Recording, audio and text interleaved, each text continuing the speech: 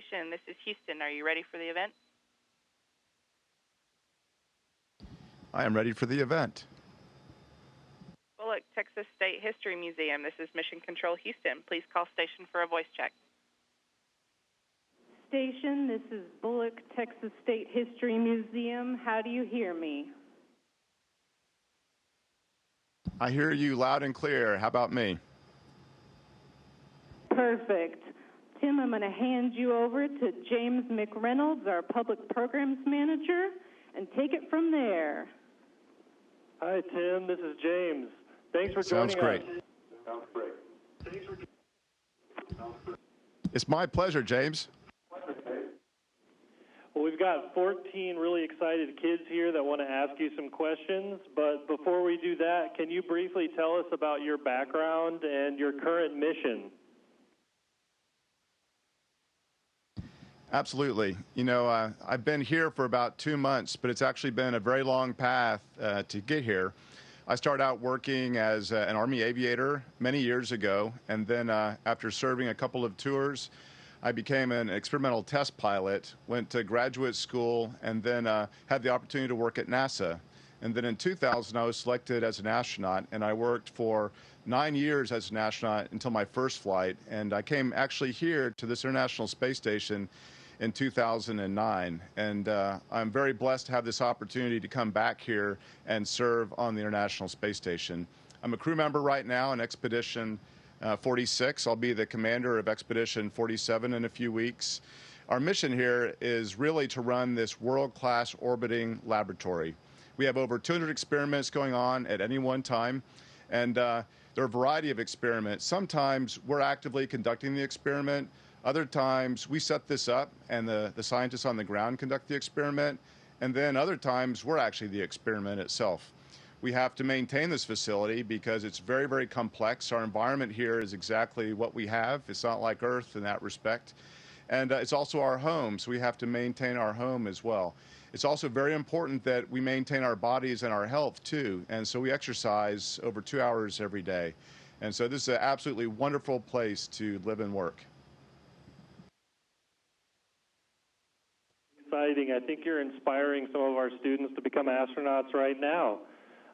Let's get to some of the questions. Are you ready? I am all set. I'm really looking forward to these questions.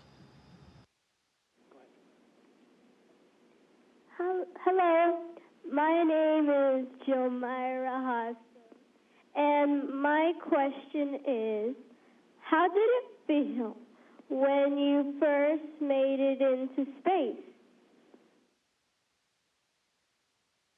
Hi, Jamara. That's a great question. You know, there's a physical response and there's also an emotional response, right?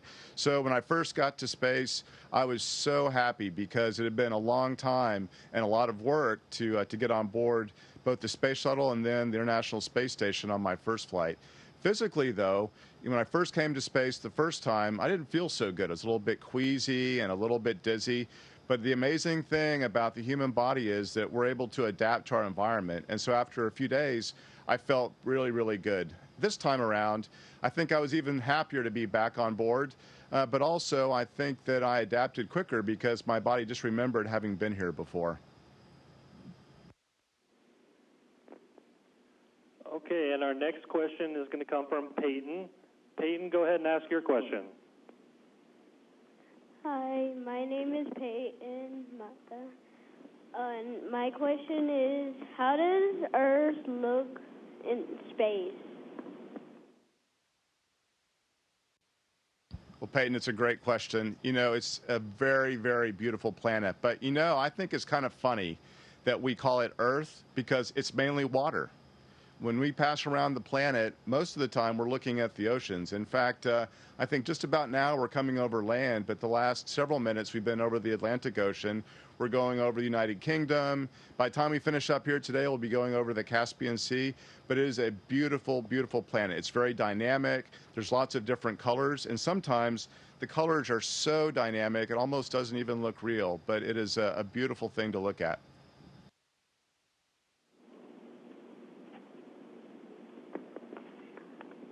Hi, my name is Eileen, and my question is, what kind of work do you do every day while in space?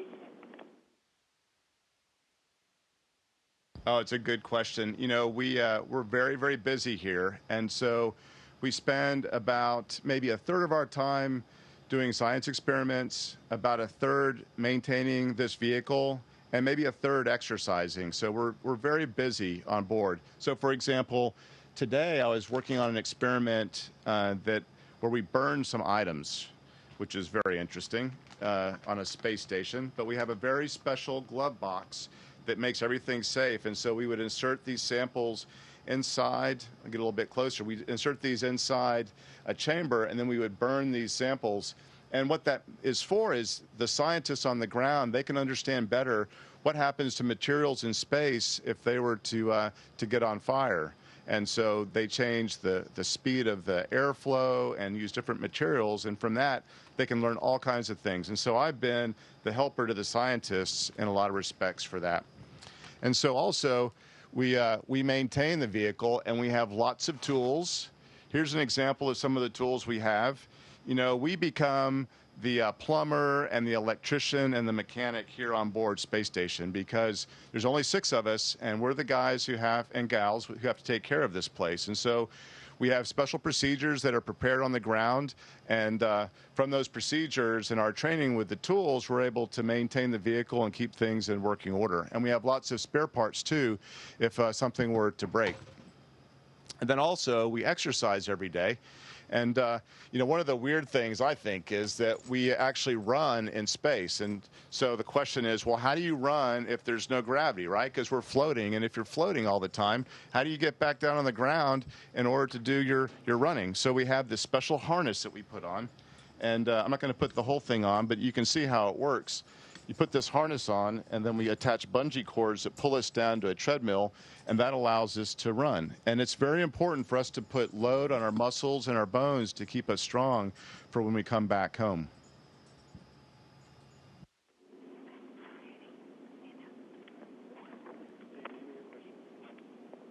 My name is Jamil Garcia, and my question is, how do you entertain yourself in space?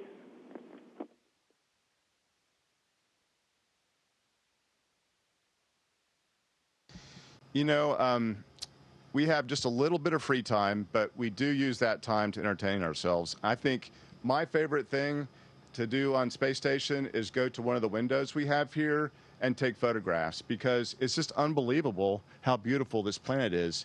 This is one of my favorite cameras here. This has an 800 millimeter lens, and so with this camera, I can take really good photographs of the planet.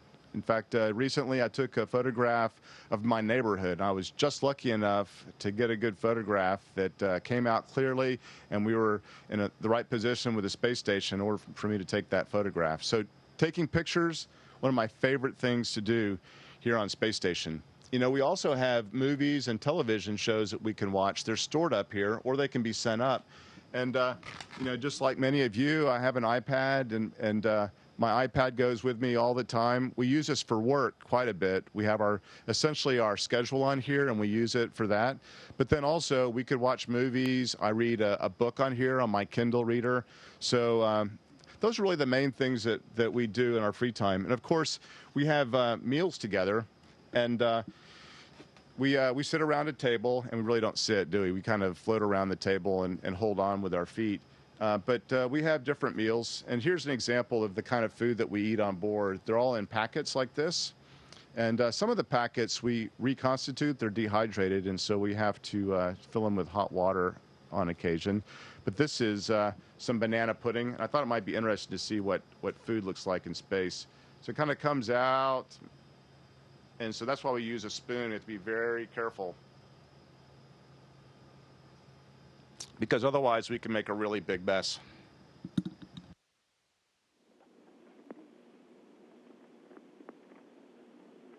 Hi, my name is Sisto, and what is it like just floating in midair?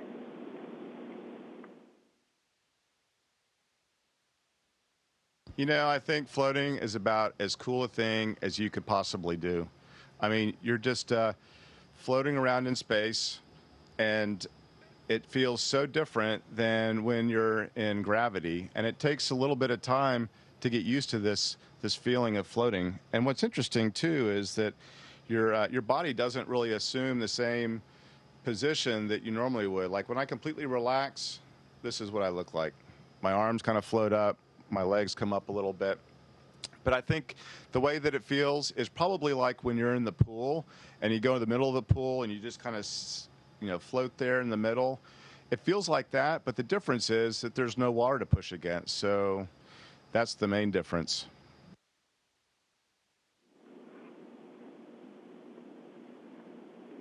My name is Itzel, and my question is, how do you communicate with NASA?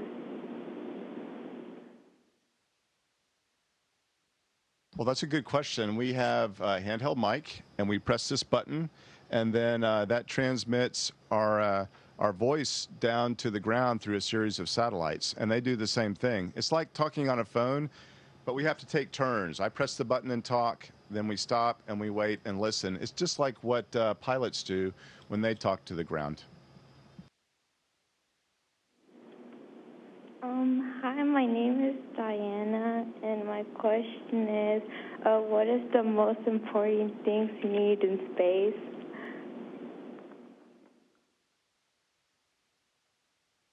We know it's very, very important for us to have technical skills because we have a very technical job up here. And so it's really key that we have some skills so that we can maintain this vehicle. So that's very important. But you know what? I think the most important thing is being able to get along with people, because flying in space is completely a team sport. It's not just a team here, but there's a huge team on the ground of people that help us do this. And we're the ones that are most visible, and I get to talk to you guys and gals, but there's an army of people on the ground that are helping make human spaceflight possible. So it's so important that we're able to get along with people.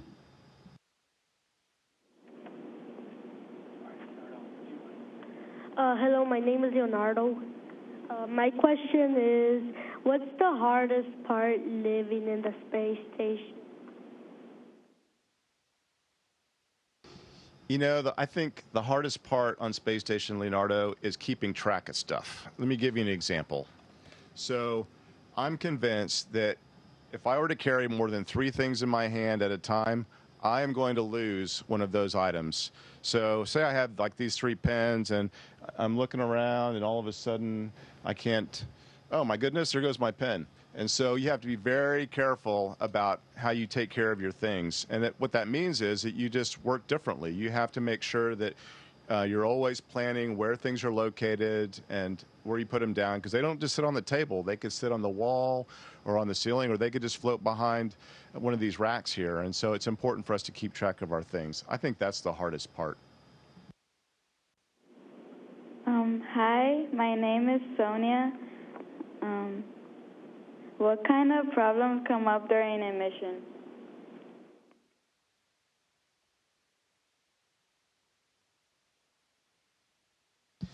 Well, this is a laboratory, and it's also full of equipment. And you know what happens with equipment over time is sometimes it wears out, and sometimes it just breaks.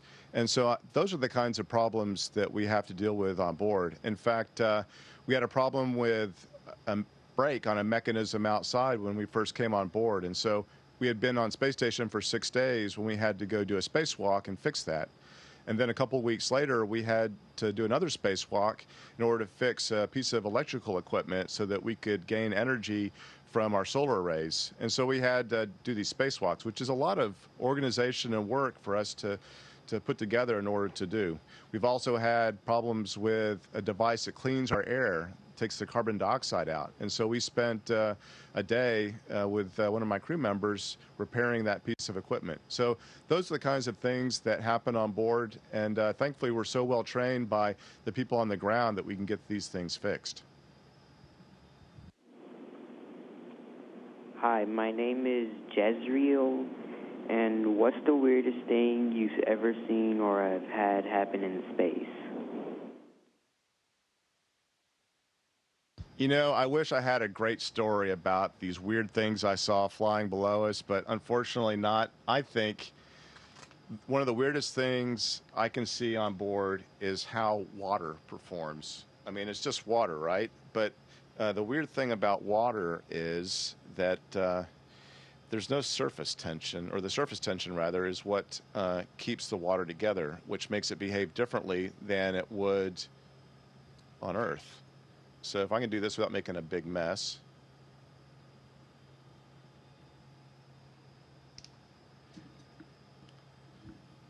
So this big drop of water, let's see if I can coax it back up. To me, this is very strange, right? Water is not supposed to look like this. And it's not supposed to be inflated either.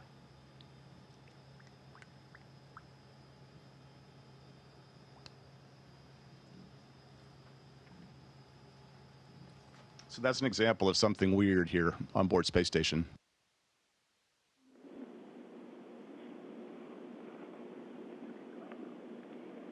My name is Elise. Why do you choose to become an astronaut or work for NASA?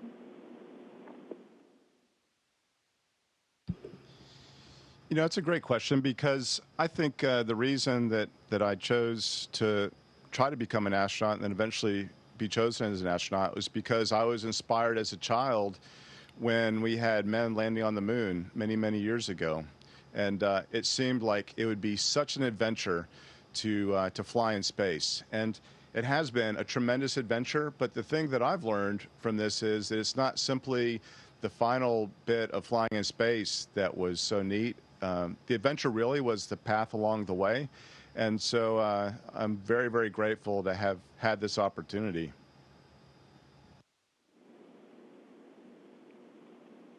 My name is Jasmine, and what do you need to be qualified and chosen to go into space? We know one of the main things is that you need to be healthy, because even though we're trained to do medical procedures here, we're not doctors, and we don't have all the things that a hospital would have. And so as a consequence, we have to be very healthy.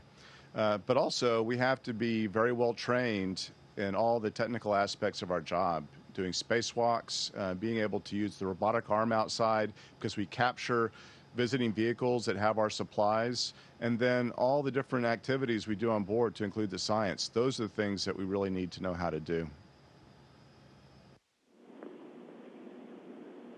Besides being an astronaut, what other types of jobs are there at NASA?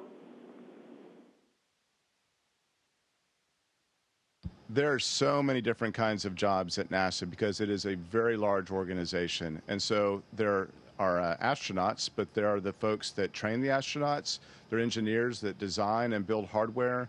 There are people that support them with administrative duties. And there's people that take care of the facility at Johnson Space Center, for example, and all of the NASA centers. And so there's a wide variety of jobs in NASA. Can we, as kids, go in space right now? No, I am so sorry that kids can't go in space yet. I hope that someday all kids will be able to go into space. But right now, it takes a lot of energy for a rocket to get people into space and supplies into space. And it's a very demanding job, actually. And so I hope that someday it can be more of a leisure activity, frankly. You know, I thank you for all the questions. These were excellent questions. I can tell how smart you guys are, and I really, really appreciate the great work that Kip does. In fact, I have a piece of advice I'd like to give to all you students that are there at the Bullock Museum. My goal for you is for you to set big goals. And the thing that is great about big goals is that it will excite you, it will motivate you, and it'll keep you focused. And you can do tremendously great things if you have big goals. And I would encourage all of you to live by the motto of Kip: work hard, play nice, because it takes lots of hard work and getting along with others to do great things. Thank you so much. You guys are great. Thank you, Tim. Thank you, Tim.